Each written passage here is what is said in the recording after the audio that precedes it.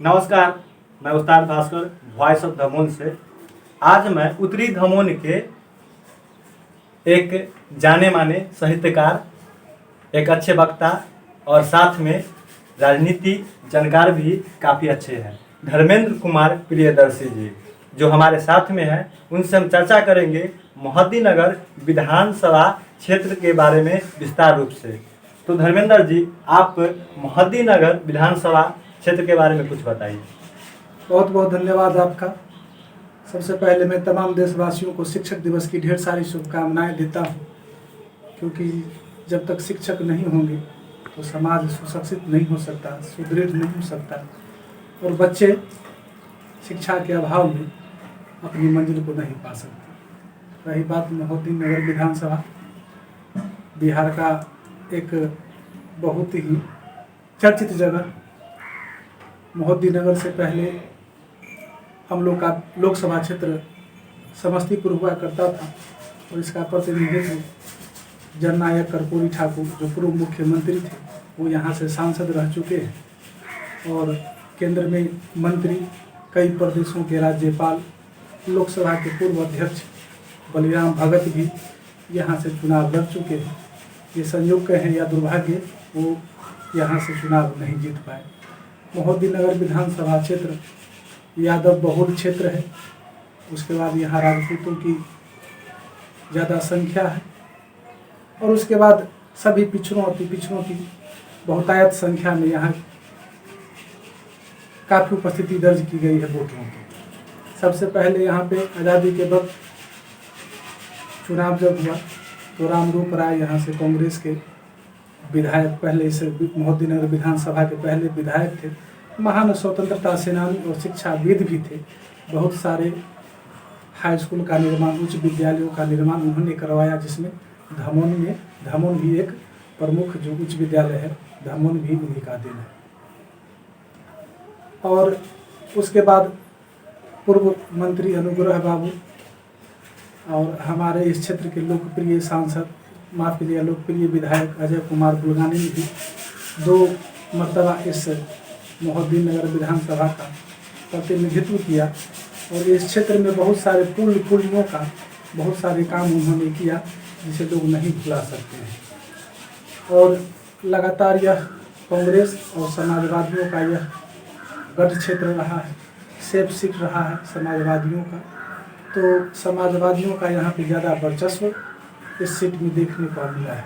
एक बार भाजपा का भी खाता खुला था, जो राणा गुणेश्वर सिंह यहाँ से विधायक चुने गए थे, बाद में जदयू से एमएलसी भी हुए। 1990 से 2000 तक भाजपा का ही सीट का भी था। नहीं, 1990 से 2000 तक भाजपा के नहीं, रामचंद्र राय जनता दल से चुनाव लड़े, जीते। उसके बाद राष्ट्रीय जनता दल से चुनाव लड़े और जीते। उसके बाद अजय कुमार बुल्गानी एक बार लोजपा से, 2 बार राष्ट्रीय जनता दल से विधायक चुने गए। उसके बाद राणा गुणेश्वर सिंह यहाँ का प्रतिनिधित्व किए, और फिर अभी राष्ट्रीय जनता दल से जय यादव विधायक। तो अभी 3 खेमा में बढ़ चुकी है। पहला तो महागठबंधन, और दूसरा एनडीए का घटक दल, और तीसरा पप्पू यादव जो है उनका दल होगा। तो क्या उम्मीद लग रहा है इस बार? देखिए, खेमाबंदी तो राजनीति में होती ही रहती है। जब भी मौका मिला है, लोग अपने सुविधानुसार दल परिवर्तन करते रहते हैं।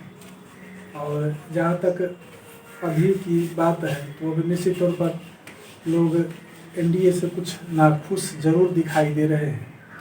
और रही बात यहाँ पर पप्पू यादव की, तो पप्पू यादव काफ़ी अच्छे कार्य किए हैं। अगले साल जो बिहार में बाढ़ आई थी, उसमें उन्होंने बढ़ चढ़ कर भाग लिया और बहुत सारे लोगों की सहायता की। पप्पू यादव एक जाने माने शख्स हैं।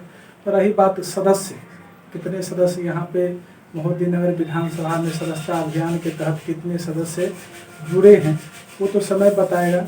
और बुल्गानी जी भी एक बहुत बड़े चेहरे इस क्षेत्र के हैं, इसे झुठलाया नहीं जा सकता। तो इस बार किन चेहरों के बीच में राजनीति समीकरण बनेगा? जनता को तय करना चाहिए। जनता पहले किसी भी चुनाव में मुख्यमंत्री और प्रधानमंत्री का चुनाव कर लेते हैं, लेकिन जनता को आप विधायक चुनते हैं। विधायक पर ही निर्भर रहे कि आप किस विधायक को चुन रहे हैं। और सबसे बड़ी बात अब के लोकतंत्र में देखने को मिला है, जो बहुत ही दुर्भाग्य है, कि संवाद स्थापित नहीं हो रहा है। संवाद की बहुत बड़ी कमी हो गई है। अगर संवाद हुआ जाए, आप किसी भी पार्टी से हो और आप किसी भी विधायक और सांसद से आप नहीं बात कर सकते हैं, आपकी पहुंच वहां तक नहीं हो सकती है, तो ये किसी भी इस राजनीति के लिए, देश के लिए बहुत बड़ा दुर्भाग्य है। राजनेता, पहले के राजनेता होते थे कि जन जन की बातों को सुना करते थे, क्षेत्र में दौरा किया करते थे। अब क्षेत्र में भी दौरा होता है तो लोग चुपचाप निकल जाते हैं, तो यह लोकतंत्र के लिए ठीक नहीं है। अगर जनता अपनी बातों को विधायक के सामने, सांसद के सामने नहीं रखेंगे तो कहाँ जाएंगे? क्योंकि उनके पास तो 5 साल का फिर समय निकल जाता है, 5 साल वो कुछ नहीं कर सकते। तो संवाद बहुत जरूरी है लोकतंत्र। वो जो वेबसाइट पे विधायक का नंबर आता है, वो कभी काम आते हैं जनता को? मैं तो कभी लगाया नहीं अब तक फोन किसी भी विधायक को या सांसद को, तो मैं नहीं बता सकता कि वो काम में आता है या नहीं। अगर मैं कभी लगाता तो मैं बताता कि हमारी बात होती, तो मैं आपको कह सकता था कि वो नंबर काम में आते हैं या नहीं। इस बार 3 चेहरा टक्कर में होंगे। पहला तो बुल्गानी जी, जो पप्पू यादव के पार्टी जाप से लड़ेंगे, और दूसरा संभावना है एजा यादव आरजेडी से लड़ेगी, और तीसरा संभावना है राजेश सिंह शायद बीजेपी से लड़ सकते हैं। तो चुनाव किस तरह का होगा इस बार? चुनाव अभी समय है, लोग समय के साथ अपने मूड को बदलते भी हैं, देखते हैं कि क्या है। और आप जो तीनों जो नाम बताए, तीनों नाम वास्तव में इस क्षेत्र के लिए, किसी भी जन जन के लिए ये तीनों नाम, अजय कुमार बुल्गानी, राजेश सिंह और एजा यादव, जन जन की गहरी आस्था है। उन्हें लोग उनको जानते हैं, पहचानते हैं। तीनों आदमी अपने अपने क्षेत्र में अच्छे काम किए हैं। राजेश सिंह हों या बुल्गानी जी हों, एजा यादव हो। बुल्गानी जी तो हमेशा 1980 से ही राजनीति से जुड़े हुए हैं और नब्ज भी अच्छी तरह से क्षेत्र का जानते हैं कि कैसा, किस माहौल में किस तरह की बातें से अपनी जनता को प्रभावित कर सके। और राजेश सिंह भी अगले साल जब चुनाव लड़े थे निर्दलीय, तो सेकेंड स्थान पर संभवतः मेरे हिसाब से रहे थे। तो राजेश सिंह और अजय कुमार बुल्गानी और एजा यादव, ये तीनों में कड़ी संघर्ष, ये त्रिकोणीय मुकाबला होगा और जनता मान लीजिए फिर आगे क्या होगा। लेकिन एक बात जनता के द्वारा कहा जा रहा है कि बुल्गानी जी जो है वो एजा यादव का वोट काटेंगे और हराएंगे। मैं तो उतना बड़ा कोई राजनीतिक विश्लेषक हूँ नहीं जो मैं बता सकता हूँ कि कौन किसका वोट काटेगा नहीं काटेगा। पहली बार तो बुल्गानी जी चुनाव नहीं लड़ रहे हैं, जो उनको कहा जाए, उन पर ये आरोप लगाया जाए कि आप किसी का वोट काटेंगे। वो लगभग 6-7 बार वो खड़ा हुए, 2-3 बार विधायक भी रहे, और ये इस जन जन के लोग उनको जानते हैं। तो ये तो समय बताएगा कि कौन किसका क्या करेंगे नहीं करेंगे, ये तो हम नहीं बता सकते हैं। और रही खेमा गुटबाजी, तो वो सभी दल में है, सभी दल के लोग अपने गुटबाजी, अपने समर्थक को चाहते हैं कि टिकट मिले, सभी गुलबंद होते हैं अपने समर्थकों को। ठीक है, तो हमने धर्मेंद्र कुमार प्रियदर्शी से बहुत अच्छी बात की मोहद्दीनगर विधानसभा के बारे में, और इन्होंने काफ़ी अच्छी जानकारी दी मोहद्दीनगर विधानसभा के बारे में। तो धन्यवाद। आपने अभी तक वॉइस ऑफ दमन को सब्सक्राइब नहीं किया है तो सब्सक्राइब कर। मैं एक और बात इसमें जोड़ना चाहता हूँ। मैं पुल्लंस पार्टी की सुप्रीमो अध्यक्ष पुष्पम प्रिया चौधरी से भी हमारी 2-4-5 मिनट की मुलाकात हुई थी। तो उन्होंने भी अभी लगातार बिहार चुनाव में अपने को सक्रिय किए हुए हैं। लगातार वो इस क्षेत्र में जा रही हैं, अपनी बातों को रख रही है।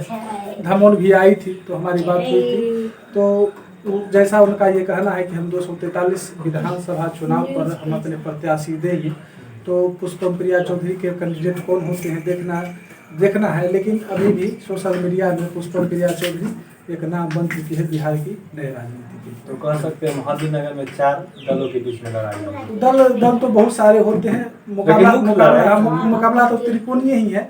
लेकिन पुष्पम प्रिया चौधरी एक नए नाम बिहार की राजनीति में आई है, और उन्होंने जो उनकी जो राजनीति है, वो बोल रहे हैं कि हम जाति से उठकर, दल से उठकर ये चुनाव में आए हैं। तो ये लोकतंत्र के लिए एक अच्छा संकेत है। तो धन्यवाद। इन्होंने ढेर सारी बात बताई मोहद्दीनगर विधानसभा के बारे में।